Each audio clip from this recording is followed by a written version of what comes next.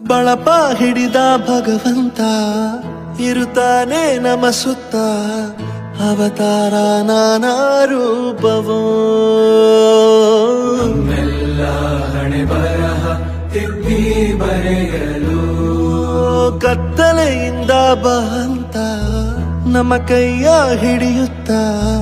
ಕರೆದೊಯ್ದ ಬೆಳಕು ತೋರಲು ಭಯವಾಗಿ ಗದರೋದು ನಮ್ಮ ಬೆಳೆಸಲು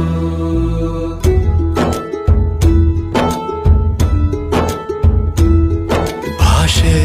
ಅಮೃತ ಕುಡಿಸೋ ತಾಯಾಗಿ ಭಾಷೆ ಅಮೃತ ಕುಡಿಸೋ ತಾಯಾಗಿ